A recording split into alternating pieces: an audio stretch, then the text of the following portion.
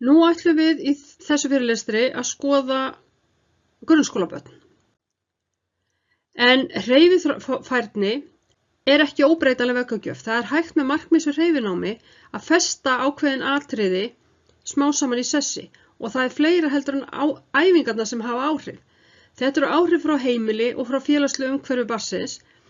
Þetta eru venjur, þetta eru menntun og þetta eru áhugamál. Þetta skiptir allt mjög miklu máli og þetta eru svona samþætt áhrif, en sterkustu áhrifin á andlegan og félagslegan þroska eru eða hljóta alltaf að koma frá heimilinu, frá þeim sem standa barninu næst.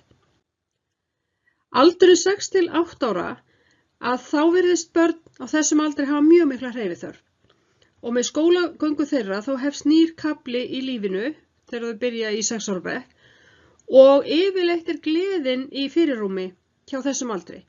Þau eru að þroska með sér hæfileika sem þau nýta sér svo seinna á lífsleiðinni. Helstu þroskaeinkennin eru að líkamlegir eiginleikar eru í mótun, það er veik vöðvabygging með tilliti til hæðarinnar og þetta er ákveðið misvægi í líkamsþroska barnanna. Það eru erfiðleikar í samhæfðum hreyfingum, ójafnvægi líkamsburði, litlir einbeitingarhæfileika. Það er viðkvæmni og það er leikgleði og mikil þörf fyrir hreyfingu. Þau eru að stækka mjög ört en það er ekki endilega að samspil tauga og vöðva, það fylgir ekki alltaf endilega með, svona til að byrja með.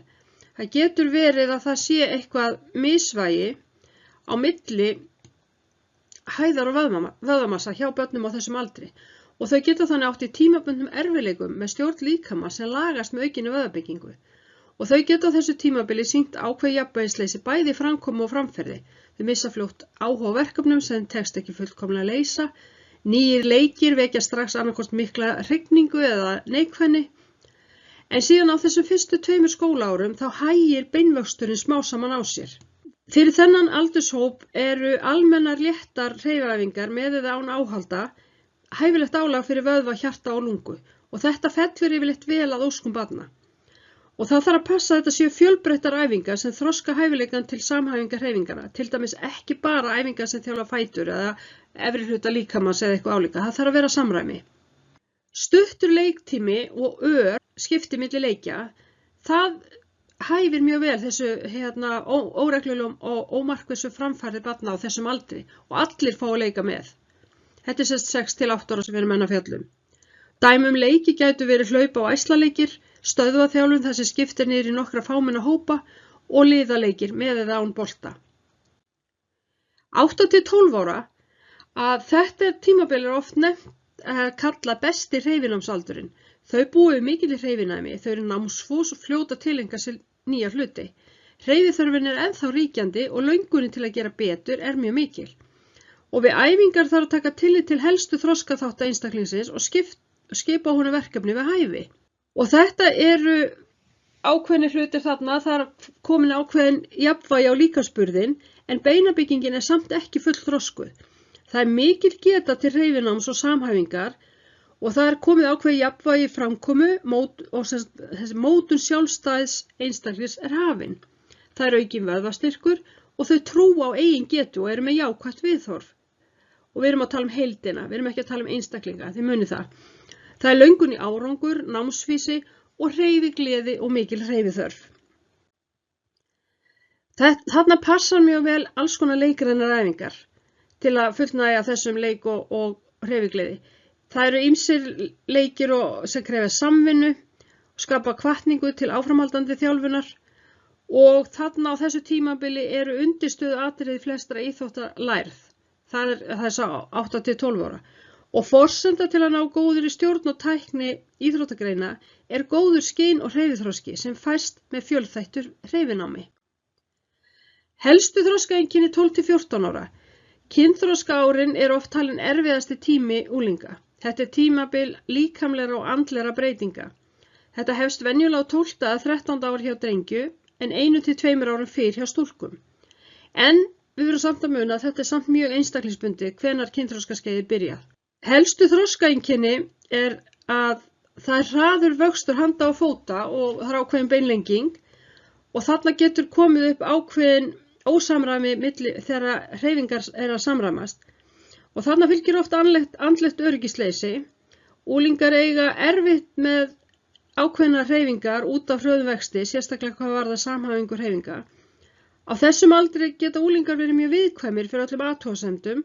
Framkoma þeirra getur verið síbreytileg og getur verið óútreiknanleg. Helstu þroskaeinkenni 12–14 ára er að þau reyna að sýna þá framkomu sem þau halda sér krafist af þeim, oft með yfirdrifnum hætti. Dæmigerð viðbrögð er til dæmis sýndarmennska en einnig barnalega eða hávær framkoma. Og unglingurinn reynir að sýna sjálfstæði sitt, ég er ekki barn lengur heldur ég er fullorðinn. Á þessu erfiða þroskaskeiði skipta þau sérstaklega oft áhugamál, sérstaklega ef þau mistekst í fyrstu tilraun því þá reyna þau ekki aftur. Þau vilja ekki að þeim misheppnist. Þannig að þau vilja fá eitthvað, reyna við eitthvað sem þau eru nokkuð örugg með að þeim takist í fyrstu tilraun. Það er hraður beinvöxtur, það er erfiðleikar í samhæfingu, það er minni hreyfifærni samfara því. Þarna hefst kynþroskinn, almennt sálrænt óöryggi, minnkandi sjálfstraust, skapsveiflur, viðkvæmni, erfiðleikar í samskiptum við fullorðna, sjálflega hugsun og sterkari þörf fyrir viðurkenningu. Þetta hljómar nú allt bara eins og þau séu nú bara svona, maður þurfa að tipla á tánum, en það er ekki alveg þannig. En það er mjög sjálflega hugsun á tímabili og þau dæma allt út frá sínum eigin óskum og þörfum á mjög sjálflegan hátt og það er svona það sem helst einkennir þennan aldur. Þarna þarf að vera fjölbreytt þjálfun og kenna undirstöðuatriði margra íþróttagreina. Þarna getum við byrjað að þjálfa helstu þrekþætti, auk samhæfingar og liðleika. Þetta getur verið skemmtilegir keppnis-, hlaupa- og æslaleikir vegna þess að þeir henta unglingum ekki síður en börnum. Þeir fá þarna útrás fyrir hreyfiþörfina sem einkennist ofta af þessu, eins og ég var að segja, óöryggi, viðkvæmni og skapsveiflum. Þetta getur verið eins og alls konar leikrænar æfingar skapa gleði, keppnisleikir, hlaup- og æslaleikir á einhvers konar keppnisformi, þrekæfingar þar sem beitt er eigin líkamsþungi og þolgefandi æfingar í formi leikja og leikrænna æfinga. Það er ýmislegt til.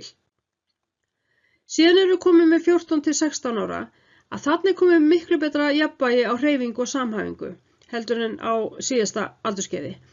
Þetta tímabil er nefnt kynþroskaskeið 2 og einkennist það af auknum vöðvastyrk, líkamlegt og andlegt jafnvægi endurheimtist, af því þau ráða betur við bara ýmislegt sem er að gerast.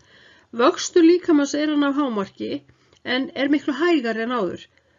Endanleg beinmyndun og styrkingu er yfirleitt ekki lokið fyrr en eftir 20. aldursárið. Helstu þroskaeinkennin eru að árangurinn og betri í íþróttum sem hefur jákvæð áhrif, bæði á andlegan þroska og viðhorf þeirra til umhverfisins. Sjálfstrausti eykst mikið og það er ein mikilvægasta forsenda í daglegu lífi sem á íþróttum. Það er komið hlutlæg hugsun í stað sjálflægðar. Persónuleikinn þróast og unglingurinn getur farið að greina milli eigin persónu og atburða í umhverfi sínu og þetta auðveldar mjög alla þáttöku í hópaleikjum eða ekki kannski leikjum eða keppnisíþróttum þar sem þau eru í hópi.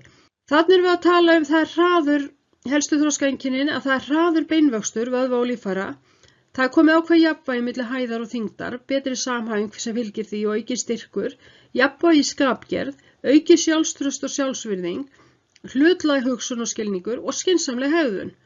Þarna eru eins og áður ýmsar leikæfingar og það er hægt að fara út í að skipuleggja, fara yfir leikskipulag og keppni með eigin bætingu í huga, keppnisfyrirkomulag til að efla innri hvatningu og félagsþroska. Nú er hægt að stíla inn á báða þessa þætti. Svo er hér bara samantekt yfir fyrst 6–8 ára og svo 8–12 ára og þið bara lesið yfir þetta hvað þetta er og svo síðustu glærunni þá er aftur samantekt frá 12–14 ára og 14–16 ára.